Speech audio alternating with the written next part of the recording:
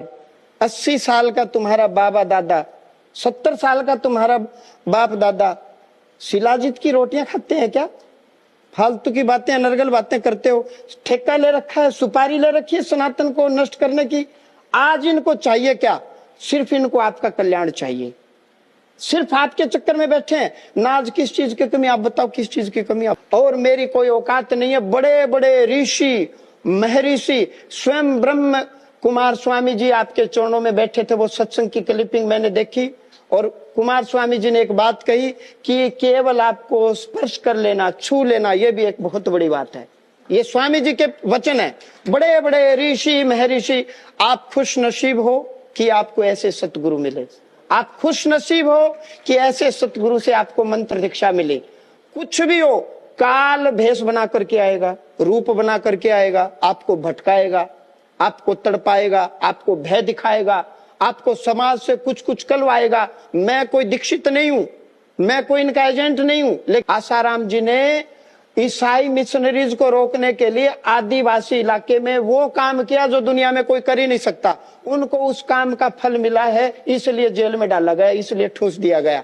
तो आप सब अब गुरु के अंग बन के, सतगुरु की शक्ति बन करके इनके ओरा मंडल को आगे उठाना, आगे बढ़ाना आपका काम है। महाराज जी एक बहुत अच्छी बात कहते हैं, योग वशिष्ठ महारामायण की बातें कहते हैं तो बार बार एक कहते हैं संकल्प की शक्ति, संकल्प की शक्ति। अब महाराज जी ने आप सबको जागृत कर दिया। आप सबकी संकल्प की ताकत से ही सब कुछ बदल जाएगा। ऊर्जा भी बदलेगी, बातें भी बदलेंगी। ऐसे ऐसे अनन्य भक्त मैं कह रहा हूं भगवान नारायण के भी नहीं देखे मैंने इस कलयुग।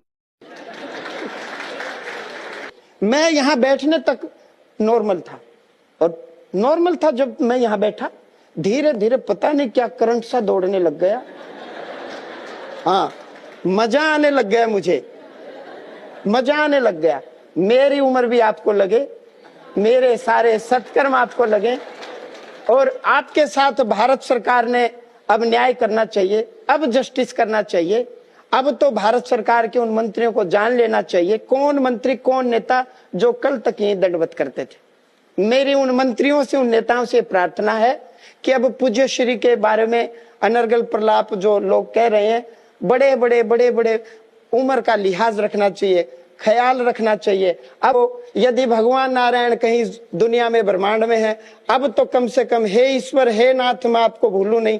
अब तो ऐसे संत के साथ अब जस्टिस करना चाहिए, तो ये सनातन धर्म की हम जय बोल पाएंगे, तो ये हिंदू राष्ट्र बनेगा।